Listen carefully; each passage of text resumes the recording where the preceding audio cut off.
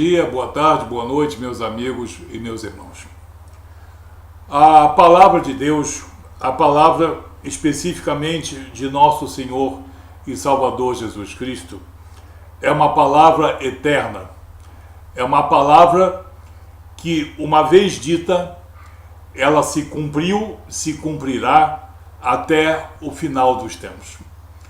Todas as suas promessas, todas as suas advertências, tudo aquilo que ele ensinou, mas também tudo aquilo que ele fez, tudo aquilo que ele exerceu como soberano, nada disso se desfará.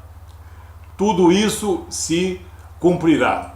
E tem se cumprido e vai se cumprir, apesar de muitos duvidarem das suas promessas.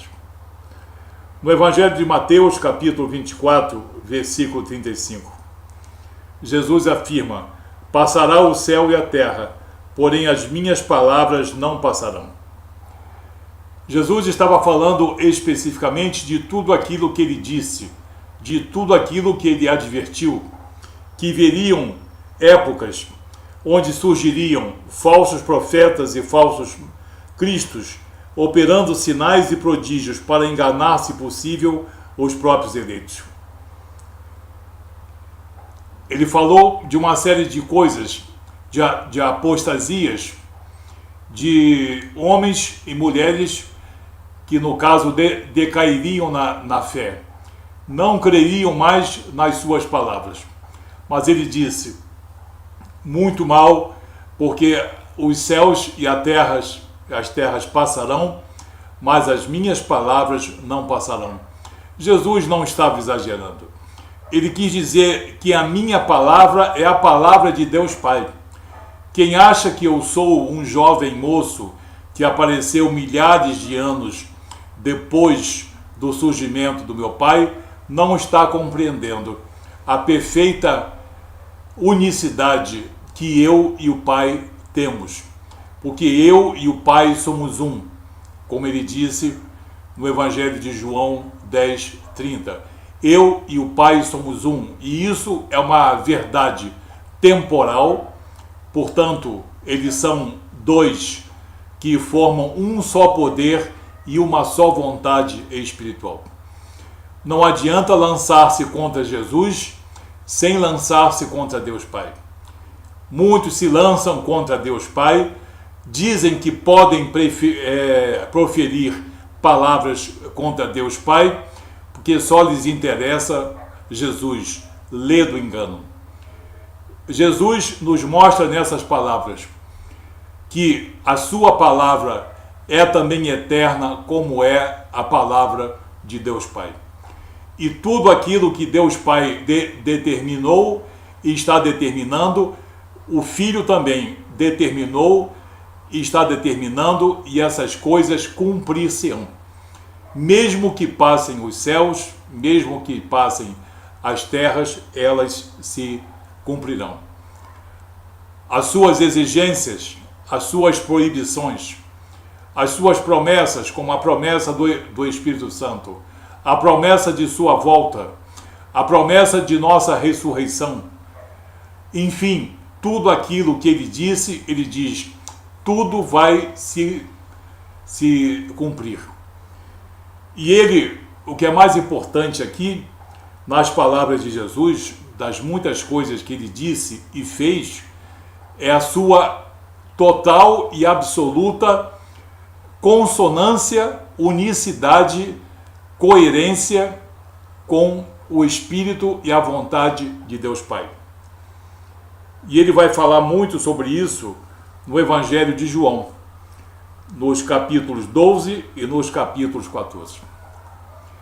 Muitas pessoas tentam dissociar, algumas por questão de desconhecimento e muitas por questão de malícia, tentam dissociar a vontade de Deus Pai da vontade de Deus Filho, como se Deus Pai fosse essencialmente um espírito, digamos, proibidor, um espírito que não deixa fazer isso, um espírito que não deixa fazer aquilo, e um espírito que proíbe certas coisas, enquanto Jesus parece ser melhor do que o Pai, Jesus parece ser cúmplice e também conivente, como se muitas coisas que o Pai proibiu, como a necromancia, a idolatria, a corrupção da palavra de Deus, fossem agora toleradas em Jesus.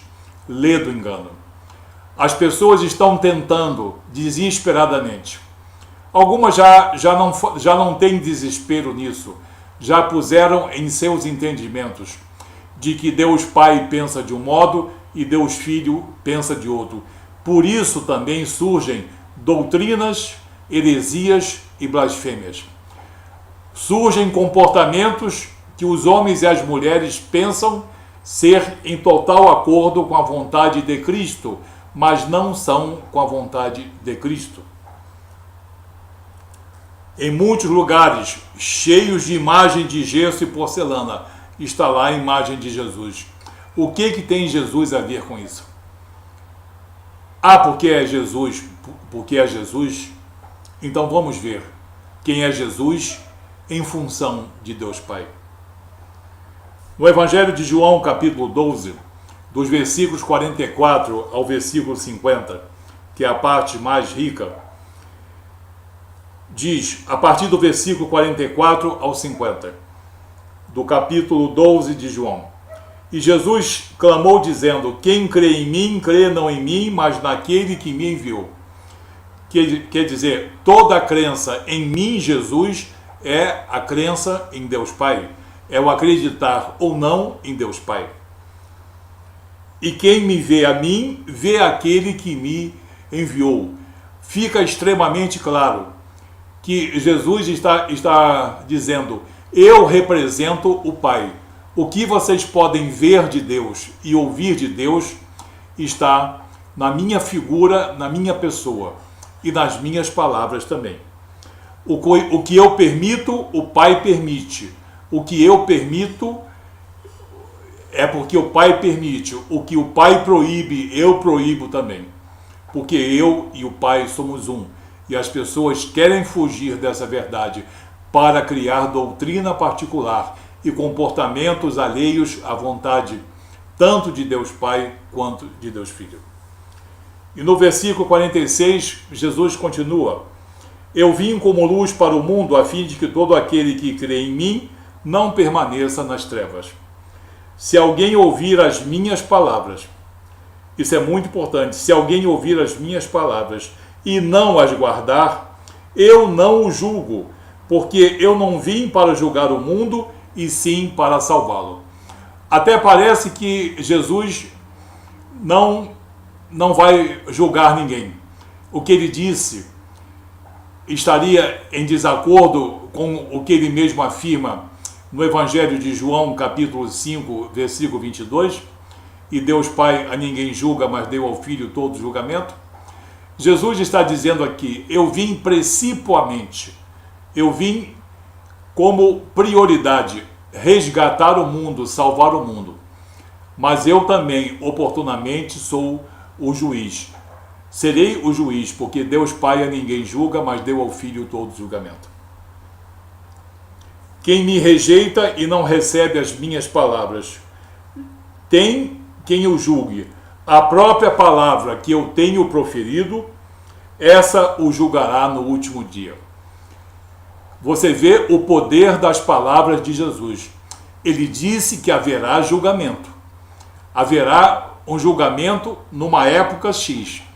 Que haverá. Nós sabemos disso. E a própria palavra que for aceita, ou a palavra que for rejeitada, ou a palavra que for desdenhada, ou a palavra que for escarnecida, essa julgará o homem, independente das suas obras, dos seus méritos, da sua vaidade ou da prepotência e soberba do seu espírito.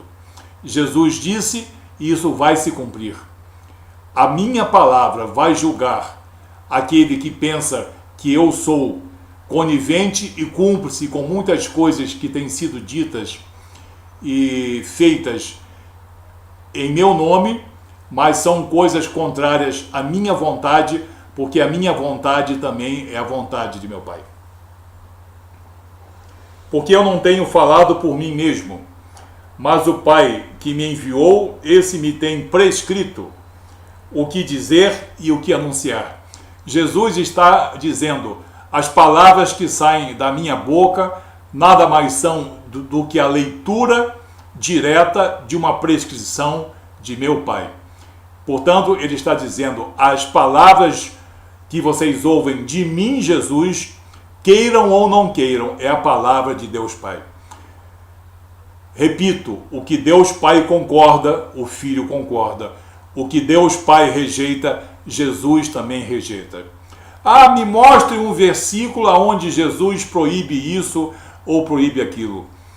As pessoas que se dizem tão sábias e de bom discernimento, quando leem essas palavras que eu estou lendo, entendem que qualquer dessas palavras que estão sendo lidas, elas substituem qualquer dúvida no coração do homem que pretenda separar as vontades de Deus Pai e as vontades de Deus Filho. E já disse, e também repito, é a principal causa de heresias e blasfêmias, ora contra o Filho de Deus, ora contra o próprio Pai. Então Jesus diz, o que eu vos prescrevo é a prescrição de meu Pai. Eu prescrevo o que meu Pai deseja, porque eu e o Pai somos um. A nossa prescrição é única. E se eu prescrevo que isso é proibido, é porque foi prescrito pelo meu Pai. E se eu autorizo isso, é porque foi autorizado por meu Pai. E sei que o meu mandamento é a vida eterna. As coisas, pois, que eu falo, como o Pai me tem dito, assim eu falo. Quer dizer, eu, Jesus, repito, ipsis literi, o que o Pai me diz. E a minha vontade é a vontade do Pai. As minhas recusas são as mesmas recusas por parte de Deus Pai, e as minhas anuências são de acordo com as anuências de Deus Pai. Porque eu e o Pai somos um. Vamos tirar essa ideia de um bom moço dissociado de um senhor antigo e talvez vencido, ledo engano, sonho de muitos forjadores de heresias e blasfêmias.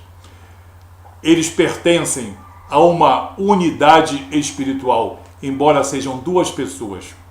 Existe entre Deus Pai e Deus Filho a unicidade espiritual de propósitos. Sempre foi assim, é e sempre será. Isso ajuda muita gente a fugir de fantasias que pensam estar falando muito de Jesus, mas estão, na verdade, omitindo pontos importantes que o próprio Jesus disse. Como essa passagem que está em João 12, do 44 ao 50. No capítulo 14, eu vou ler do 6 ao 11. Jesus também mostra essa coerência, essa coesão, essa unicidade de propósitos e de princípios de Jesus com Deus Pai. Lembra-se do Deus Pai que muita gente tenta desclassificar como Deus do Antigo Testamento, e alguns gostam de dizer o Deus do Velho Testamento, pois o Velho Testamento não está vencido, nem está tão velho quanto as pessoas pensam, não. Em Jesus, tudo se renovou. Inclusive, a vontade de Deus Pai está presente na vontade de Deus Filho, na obra de Deus Filho, em suas palavras e no próprio Espírito Santo que ele prometeu e que ele concede ao povo cristão. João 14, a partir do versículo 6 ao 11. Respondeu-lhe Jesus, eu sou o caminho, a verdade e a vida, e ninguém vem ao Pai senão por mim. Aquela bobagem dita por muita gente, vamos chamar de tolice. Todos os caminhos levam a Deus, errado. É uma forma de tentar negar a soberania de Jesus. Jesus está dizendo, eu, Jesus, sou o caminho, a verdade e a vida espiritual. ninguém chega ao Pai senão pela minha obra redentora, senão pela minha vontade. Se vós me tivesses conhecido, conhecerias também o meu Pai. Desde agora o conheceis e o tendes visto. Tudo que eu vos tenho dito e vos tenho revelado é uma síntese de tudo aquilo que eu posso dizer que meu Pai quer que vocês ouçam e jamais esqueçam. Replicou-lhe Felipe: Senhor, mostra-nos o Pai e isso nos basta. Veja bem, Senhor, mostra-nos o Pai e isso nos basta. Disse-lhe Jesus: Felipe, há tanto tempo estou convosco e não me tens conhecido? Quem me vê a mim, vê o Pai. Como dizes tu, mostra-nos o Pai? Não creis que eu estou no Pai e que o Pai está em mim? As palavras que eu vos digo, não as digo por mim mesmo, mas o Pai que permanece em mim faz as suas obras. As obras de Jesus são as obras de Deus Pai. Então Jesus é bom porque Deus é bom. Jesus é misericordioso porque Deus Pai é misericordioso.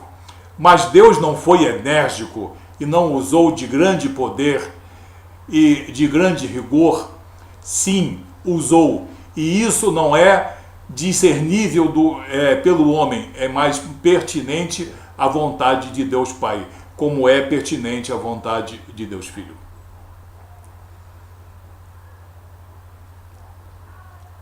Crede que eu estou no Pai e o Pai está em mim.